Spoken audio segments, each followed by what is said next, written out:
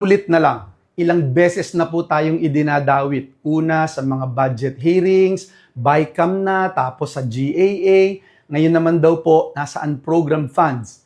Sino po ba ang may kapangyarihan sa unprogrammed funds? DBM, DPWH, Speaker, Senate President, o mismong Presidente? Hindi po tayo ang nagpasok sa unprogrammed funds at madali pong patunayan yan. Lahat ng ginagawa natin, verifiable.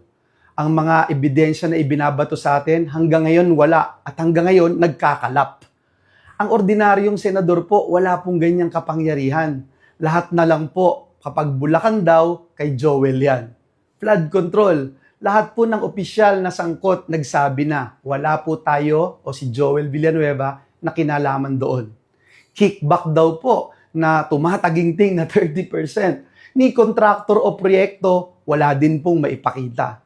Ano to? Para bang basta na lang po ako gagawin na punching bag? Sa mga kababayan ko po sa Bulacan, huwag po tayong magpapadala sa mga nanggugulo at nagpapakalat ng fake news.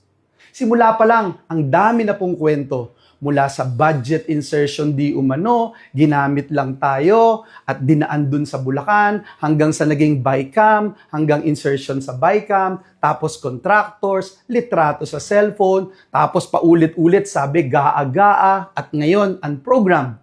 10 beses na po nagbago ang paratang. Pero iisa lang ang katotohanan. Lahat po ito walang laman. Photoshop at narinig daw di umano. Klaro po sa akin, sindikato, may interes sa 2028, may gustong sumikat, at ako raw po ang gustong ialay bilang sacrificial lamb.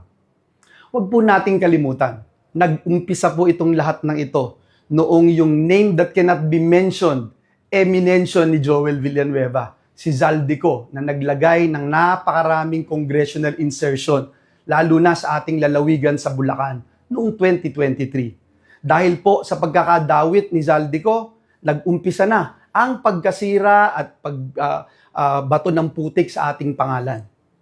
Tama na. Sawa na po tayo sa paratang na walang pruweba na hanggang ngayon hinahanap pa ang ebidensya laban sa atin. Labanan na lang po natin ito sa tamang forum, sa korte. Ididimanda ko po sila at doon ko din po sila haharapin lahat. Sa taong bayan, wala po tayong tinatago. Hindi po tayo nagnanais mag-abroad. Nananatili po na nakatutok tayo sa tunay na trabaho, ang maglingkod ng tapat at may malasakit. Maraming salamat po.